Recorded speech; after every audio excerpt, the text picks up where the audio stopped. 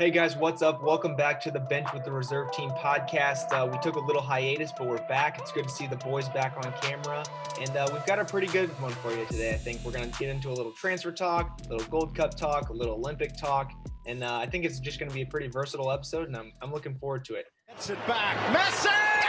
Did it again! Balotelli, Aguero! There's Rooney. Overhead kick! Oh my word! That's amazing! Cross, and Dempsey's denied again, and Donovan has scored! Oh, can you believe this? Go, go, USA! Max, Alex, it's been a little bit. How are we doing? Good, man. It's nice to have you back. Yeah. Good to be back in the saddle. Yeah, how was vacation? Yeah. It was good. It was good. Did some hiking and enjoyed that. Went out west, so that was fun. But back to the grind now. And I'm back to the pod. You're back on the bench, baby. Back on the bench. I missed it. I needed to talk some soccer. So yes, sir. Now that we're back, transfers are starting to pop up as season gets closer and the window starts to close a little bit. I think the biggest transfer news as of recently will go to Max's team. Varane to United.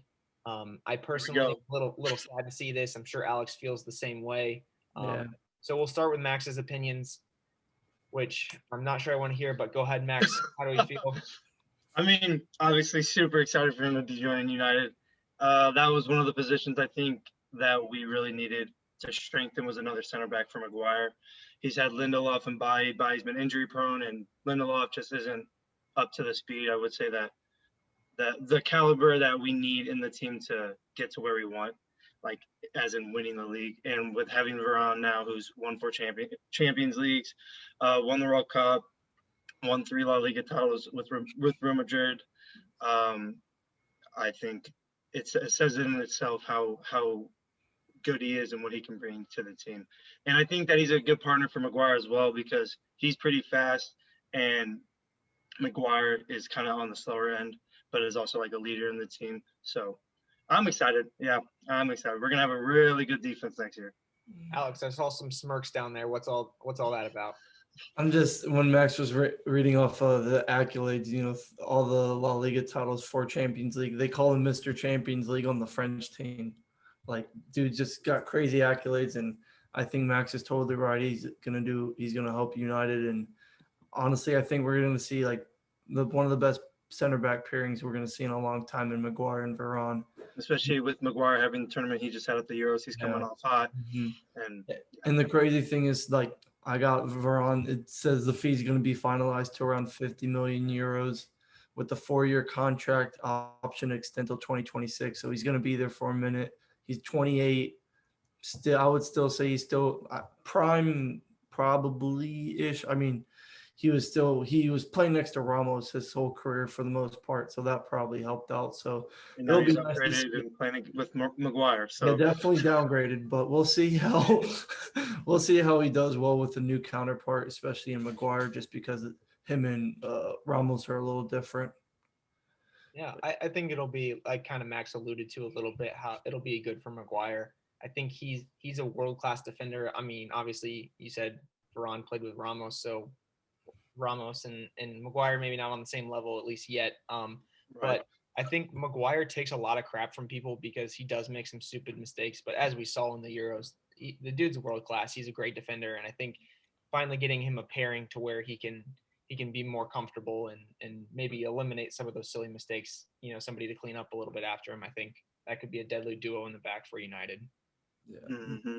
Just the whole back line scary. Wan-Bissaka, Maguire, Varane, and Shaw. You got two really players of the tournament, Shaw and Maguire, and you have a phenomenal actual defender in Wan-Bissaka, and then you're just adding the caliber of Varane. It's just scary if you're let's just say an Arsenal or Leicester fan, as in me and you. And there is something to be said, like we read off his accolades and he's won all these, and we said he's played on good teams, but there's something to be said for a winner and the mentality that he can bring to an organization. And if you're United, you're trying to win the league. You came in second last year, and obviously no one goes into a season thinking, let's shoot for second this year. So there's something to be said for not only the caliber of player that he is, but maybe the mindset that he brings to the club as well, which could be interesting. Right. I was gonna say Ole's getting them all right. Varane, Sancho, he's getting them all right. I like it. Hey, they still got to perform. We'll see. They'll perform. All right, let's move on to our next transfer talks. We got Malen to Dortmund. He's a Dutch striker from PSV. Just put a few of his stats down in his last season for PSV. He played 32 games, 19 goals, 8 assists, and he's going to be about over 30 million euros. And at Dortmund, they're looking to play with 2 strikers this upcoming season with him and Haaland. And Haaland's already making jokes saying if he doesn't assist me, I'm going to be mad at him. So he's probably missing Jaden a little bit, but with the new coach is from Borussia Mönchengladbach. He wants to play with 2 up top, so it'll be fun to see Malen and Haaland up there. Malen and Haaland. Just because Malen's also very speedy forward, and Haaland is just Haaland, Right. tank that he is. So it's definitely gonna be a fun pairing to see. And Matthew Malen's the one that missed that 1-on-1 in Czech Republic. Yeah. And then, that was him. Yep. Yeah. Mm-hmm. Gotcha. Yeah, I'm sure. Oh, go. You go. I was just gonna say, looking at the stats, if adding Malen to Haaland, Malen's contributing directly to a goal over three quarters of the time, which that's in a game. So like that's crazy just to think about how the production there, and then you're adding him alongside of arguably the most sought after talent in all football right now. So I think that'll be a pretty cool pairing. You know what I hate about this though? Well, not hate, I guess. He came through the Arsenal Academy. He's a youth kid.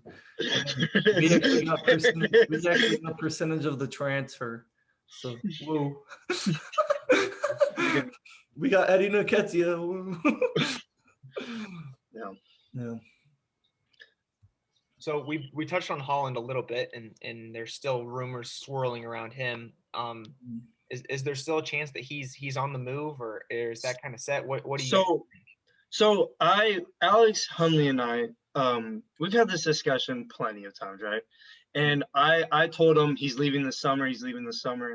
And yeah, they both were like, no, he's not. Like he's gonna stay at Dortmund a year or two, and then he'll dip. But yeah, the more the summer progresses, obviously, I think I'm tending that way. Like he's not gonna leave, just because like there hasn't been much speculation about he's Chelsea could be a target, or City could be a target, or whoever is going after him. Like there hasn't been like one I don't know specific team linked to him. So I think he's gonna stay at Dortmund for this upcoming season, but after that, I think it's fair game to all the big clubs. Yeah, I agree, especially when now he jokingly said before yesterday, I haven't talked to my agent in a month. You tell me, but I hope there's just rumors, as 175 million euros would be a lot of money for one person. He even knows that. It's crazy. But is he worth that amount? Absolutely. Is he? But his buyout clause eventually is so much cheaper. So if your team's looking at it, I feel like you would just wait, because I don't think. But then the personal play come in, him personally comes in, is like, does he want to stay that long at Dortmund, or does he want to leave sooner rather than later, and then ultimately get paid more money if he makes that move now. Yeah, that's kind of where I'm at. Is if you're Dortmund, or if you're Haaland, is staying in the best interest for his future and Dortmund's future, because can his value, can it increase at all playing this season at Dortmund? I don't think so. I think we've already seen him, and everybody thinks he's the next great thing, and so I don't think that playing another season at Dortmund can increase his value at all. Like 170 million, That's nuts. Crazy, right? So why would you not, like, what happens if he gets injured this year? Like, I'm not saying, like, obviously I don't want that to happen, or what happens if he gets the yips all of a sudden and he can't score a goal. Like, I don't think that stuff will happen, but there's always that chance. And so, like, it's the same thing when college basketball players are deciding whether to go to the NBA or not. Oftentimes, if there's a hesitation, they go because they're going to get paid, and you don't want to risk an injury.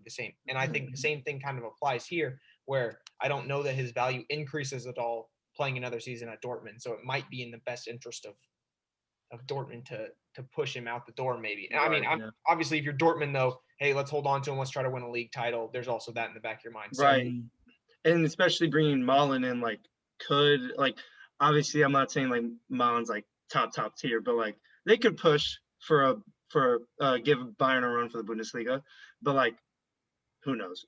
Like I don't know. I don't think it's something that Holland by like the end of next year is gonna be like Alex. Alex is like, no. I'm just saying if they run a 2 up top, him and Mullen, they could tear it up in the Bundesliga. Will they get first though? I don't know. I'm just saying they could give them for their money. No. all right. Yeah, it'll be interesting. You want to go on to Jules Koundé to Chelsea. He's a young French center back, plays for Sevilla. This is actually today news.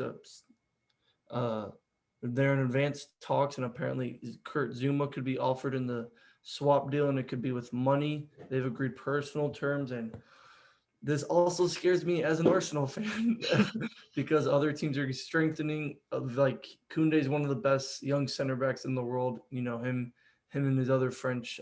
He played at the Euros, and he's played with the Fofana at other tournaments. So there's just a couple of young center backs, but Koundé to Chelsea is very scary. He's very good.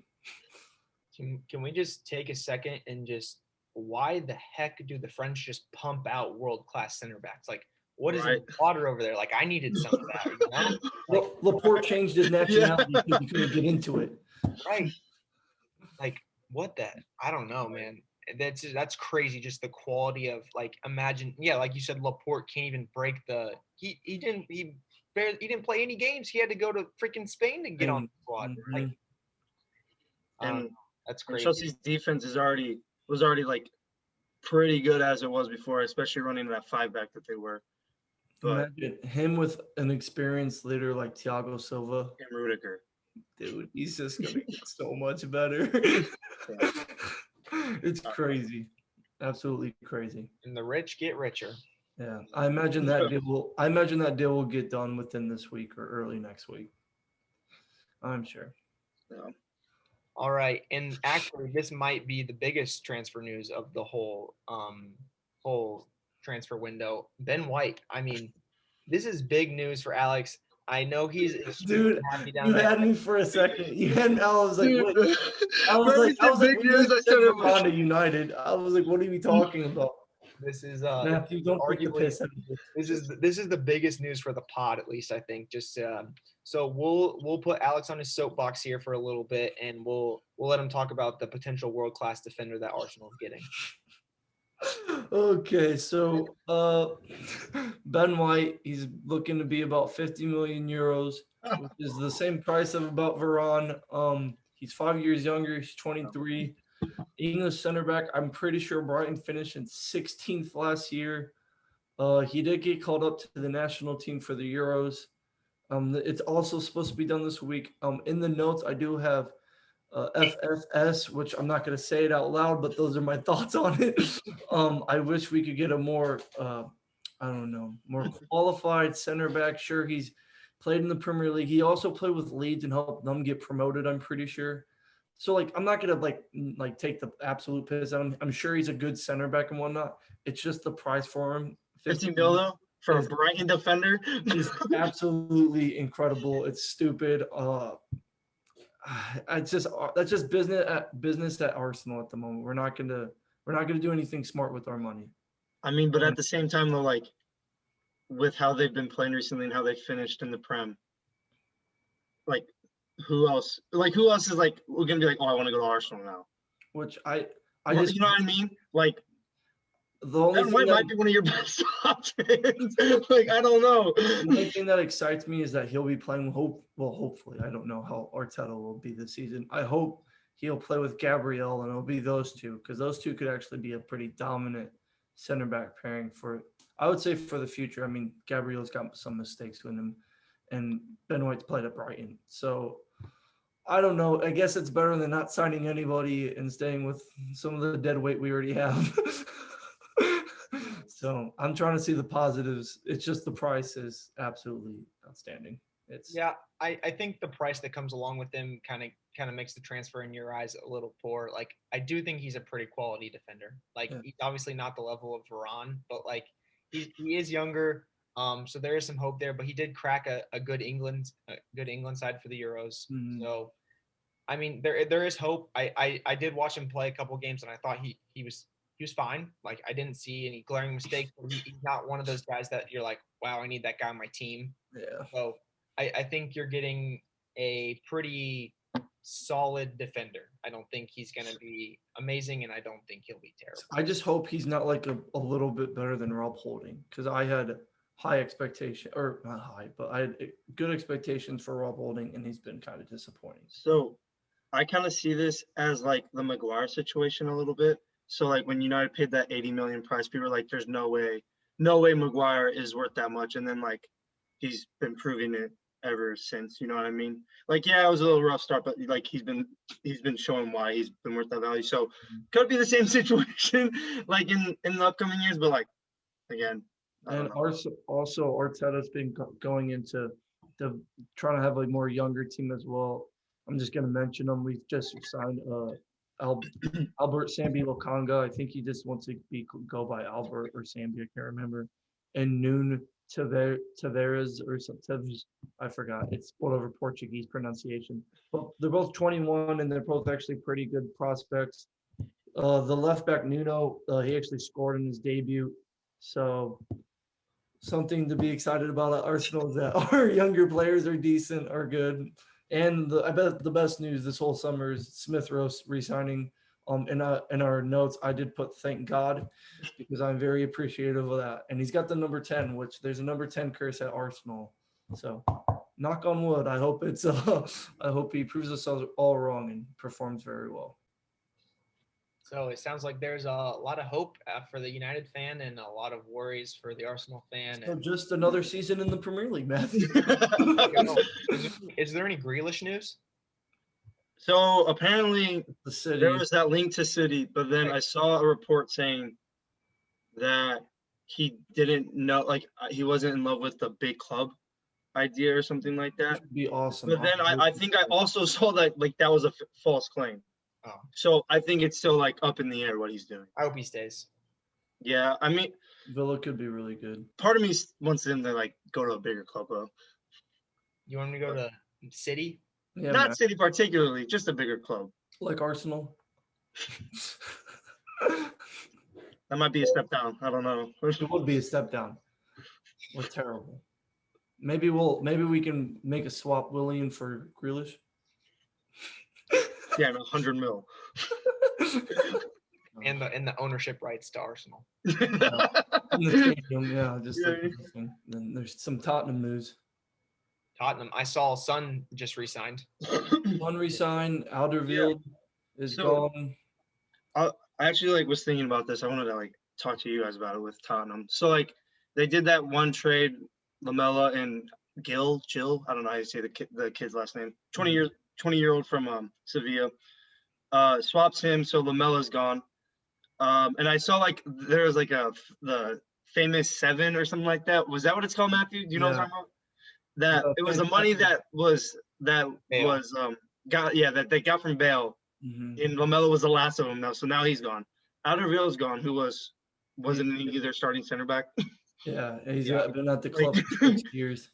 And then there's the whole Kane situation. So I was just gonna ask you guys, does Tottenham look like a top 6 team? I don't think so. I think So they were close last year, but they haven't really added any pieces, right? They That's like what I'm saying. Like and there's question marks around Kane. I guess Son's still in the building, that's locked down. But I would say they're on the outside looking in right now. But also we thought that last year and they made a run at it. So I don't know. I think they might be the most confusing team, like right. of where to put them. That's what I think. I think with Son staying, that was absolutely huge for them. He's Sure. obviously their second best player. And Max and I talked about like that's crazy that he resigned. I legit thought he would look at too. Maybe, Yeah, we both were like, I'm surprised he didn't go somewhere I else. feel like he's at a point in his career where he actually needs to win something. And I think that's where Kane's at. And I don't think Sun's re-signing is enough to keep Kane there. To be That's what honest. I was going to ask then too. Is Son re-signing maybe a sign that he's talked with Kane in the plan? Because if I'm Son, I'm not going to stick around if Kane's not going to stick around. Like, or I don't know. I don't think it's enough for Kane to stay. You know what I mean? Right. Like if they were to make a big signing, I don't know who, but like a big signing that could convince Kane to stay, that like might flip it that way. But I don't know. I still think Kane's out the door. They're looking to buy that center back from Atalanta, Christian Romero. Yeah, I for saw about that. 55 million. And Fabrizio was tweeting he's 100% a priority for Spurs, and he's a really good center back, so that would be huge for them. But I mean, it took you how long just to hire a manager? Well, they went through like 20 of them. They couldn't decide. I do like Nuno a lot, but Tottenham's a lot bigger club than Wolves, so I just want to see how he's going to perform in his first season.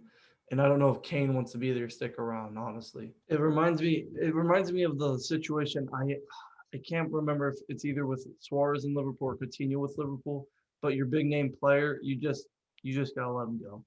I think Daniel Levy just has to realize you just gotta let him go, and it might be a little bit to rebuild it, but I think down the road it'll be worth it. Yeah. How long can you just keep running the same thing over and over again and hope that it works, right? The definition of insanity is doing the same thing repeatedly and expecting a different result. So just running back the same squad every time or making slight adjustments, like you need to make a splash of some kind, either kick people out the door or bring people in to make a difference. And Tottenham's just staying pat, and that's not good enough. Yeah, and I think if they were to have gotten Conte as their manager instead of Nuno, nothing against Nuno, but like Conte just won Serie A with Inter. So if they were to have gotten him, I think that would have prompted Kane to like give him a little more, to stay more. But yeah, I think he's out. All right, so I think that kind of concludes the transfer talk. Let's hop on over to the Gold Cup. The Gold Cup. See how the Americans are doing. They're on to the semifinals right now. Yes, sir. Against Qatar. Let's kind of just talk briefly about that last matchup with Jamaica man. Yeah, and, we got a bobsled. First off, it says like Rastafari men. It says it says Rasta boys or something. No, reggae boys. Reggae boys. Yeah. That's sick. Yeah, that is sick. Mm-hmm. So sick unis on the Jamaican part, but the Americans, man, they put me through. I'm sure all of us through some torture. Like they got to score some goals, right? Dude. Yeah, Jamaica. So I watched Jamaica throughout the tournament, and they were just like they don't look like that good. You know what I mean? Like when I told Alex before the game, like, oh, we'll win 2-3-0, like comfortably. I was like, we're just making it hard on ourselves. Like we let them in that game, and Bailey didn't even start. I don't even know if he played. I think he had an injury, or okay. Well, he was warming up. Injury, but Andre Gray didn't even start. Bless you. Andre Gray didn't even start. A Premier League striker.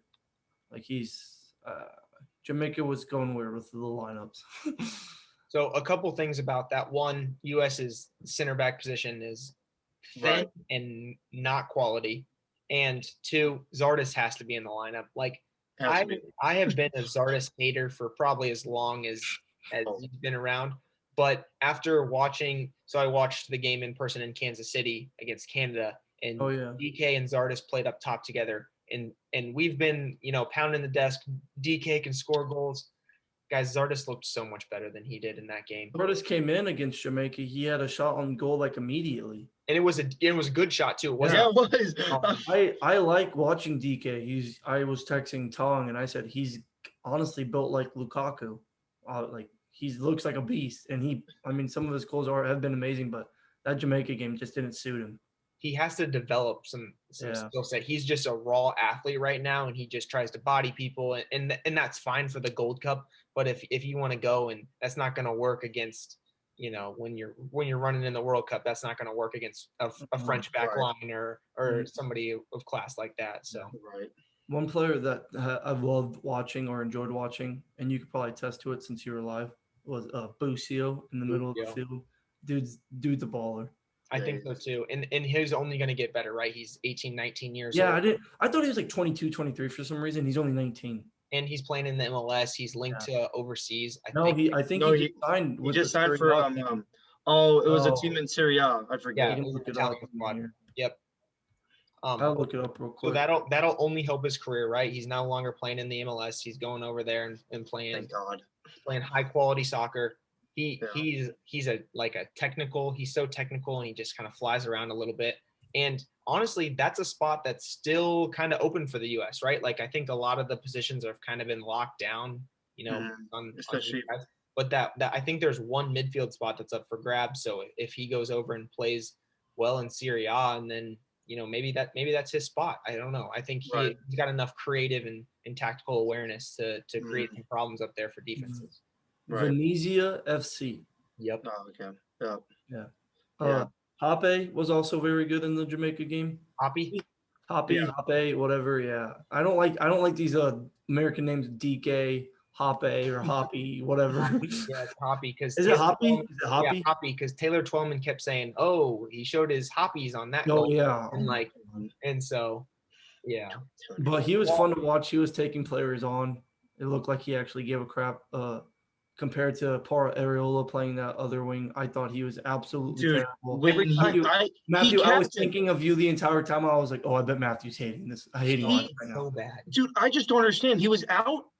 I think was that his first game in the Gold Cup? He played the first half of the first game. Okay, yeah, Captain. okay. So Captain. Yeah. What is he doing? Like, I don't know. I was like, all right, let's see. And then nothing. I just let Zardes play on the wing. He's played over there before, right? Literally anyone. Anybody. Literally, like he just doesn't do anything productive. Or Roldan got the assist when he came in. I thought that was an interesting tactical move to put him on a wing. Yeah, I'm not even the biggest fan of him. I'm not the biggest fan of him either, but Paul Areola is at the bottom of the list for me. Yeah. I want to go back to Hoppe and talk about him a little bit.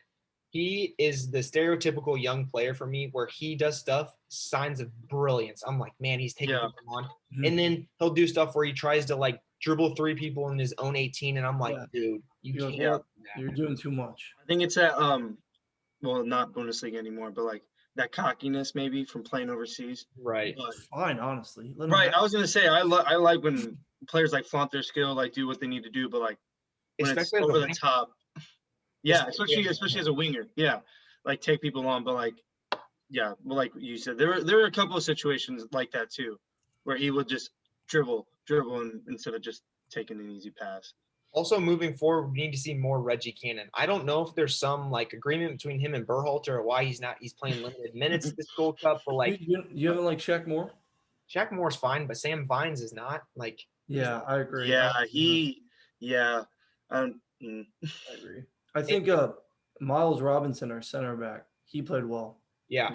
He was I really liked the pairing with him and Walker Zimmerman for the 12 minutes and then Walker got hurt, obviously, but that sucks.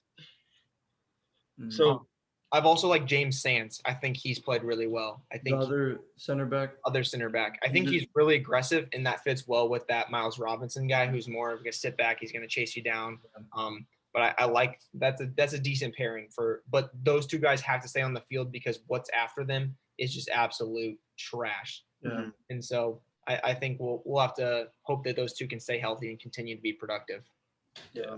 So as much as I want us to win, obviously, like I think we'll beat Qatar, but whoever we face in the final, I don't know. I just like because you saw a glimpse in the Canada game. We scored that early goal, right? And then we just sat back. There's nothing else after that. It was all Canada. They just ran the show. And like we do that again. If we play Canada again, right? There's no way that's gonna happen. Like for a second time, they're gonna come out guns blazing. And then Mexico is Mexico. They actually brought like a pretty decent squad too. They did. Yeah. So revenge for the Nations League champions, whatever crap. Yep. And if we're struggling against Jamaica to find even one goal, and we found it in the 80th, like second, 83rd or whatever. Yeah, something minute. Yeah. I don't know. I think like Qatar, yeah, we should win, but it's gonna be the first time we've ever played Qatar, I think. It also wasn't a performance where like the U.S. was banging on the door the whole time, and the Jamaican keeper was standing on his head. Like Right. they got outshot. Jamaica almost scored in the first 20 seconds of that game. Yeah. Oh my God. It would be one thing if we're sitting here talking about a 1-0 victory where they had 42 shots on goal. Right. And Exactly. but they didn't. Yeah. But the one thing that the bright spot, as you mentioned, I think Alex mentioned, Busio, I think Leggett has played decently well. Acosta's playing well. So like that middle three is playing well. They're doing their job. But they don't play through those guys. They play too direct. You need to get touches for guys like who I've also been a Leggett hater. You can ask Tong. I've been a Leggett hater, but he's growing on me. I think he's played pretty well in this tournament. And you need more touches for your creative guys in the middle. They're there for a reason. You can't just keep launching balls to DK because obviously that's not working. Yeah. I agree. That's a good point. I agree. I mean, what do you guys think? Do you think, like, say we beat Qatar, right? Do we have a chance? Do you think we can beat Canada again? And I think we'll beat Canada again. Or will we beat Mexico? I think we can beat Canada again. I do think we'll. Canada's impressive. They've actually been playing pretty well this tournament. I'm gonna forget his name, but they had the winger number 12 for Canada. I know exactly who you're talking about. Oilers? No. What's his name? Oh, I know who you're talking about. He's the right wing. Yeah. With the afro? Yeah. Yeah, he's sick. Buchanan, I think.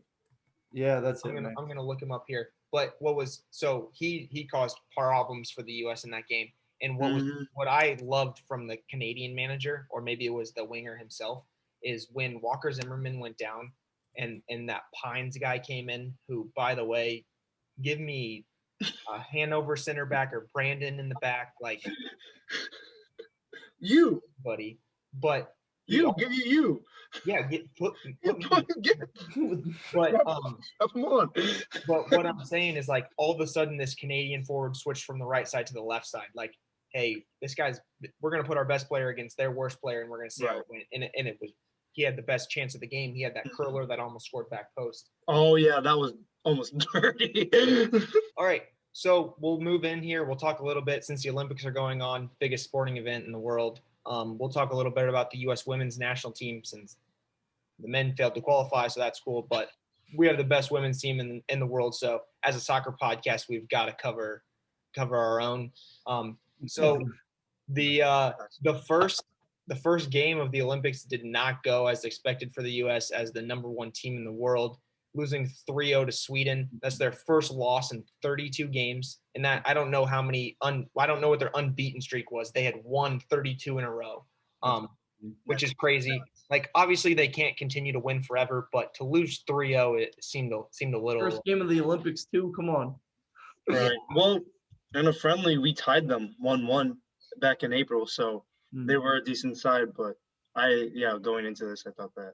So in the U.S.'s defense, Sweden is the number 5 team in the world right now. They finished 3rd in the last World Cup, and I remember like Max said, they tied in a friendly, and so it's not like they were losing to some no name or some team ranked 300th in the world. Like, Sweden is a good side, but we've just become so used to the U.S. dominating everything that we just expect them to roll out and win 3-0 instead of lose 3-0. So true.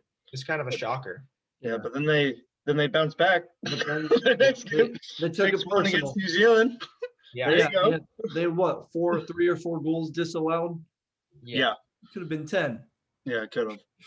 I think Men in Blazers said that they were they watched the highlights of Timo's offside scoring and were putting that to use. Yeah, so a 6-1 routing for was a great way to bounce back. I think what I like about this U.S. team is they've got a couple young stars, and I think we're starting to see the passing of a torch. I think Rose Lavelle is really good. I think Lindsey Horan, those two play in the middle, are really good. And I think Tobin Heath might be the most underrated player, and I think she might be the best player. I love watching her. She's sick. I 100% agree. I think she's sick. Yeah, as Max said. I think she's so good. And then on the flip side, I think Megan Rapinoe is the most overrated player in the world. I don't think she's that good. Yeah. I think Kristen Press and Tobin Heath should be the wingers all the time because I think they are both very good. And I think Megan Rapinoe, she gets her stats because she scores PKs, and it's easy when Tobin Heath is whipping balls into the 6 and you can just tap them in. I just think that while she's a world-class player, she's been there, done that. I think it's time to pass the torch on that one too, and maybe let some of those younger wingers take some of those minutes. And Alex Morgan still. Alex Morgan should play up top instead of Carly Lloyd. I'm with you on there. Then they tied today 0-0 against Australia. What is happening?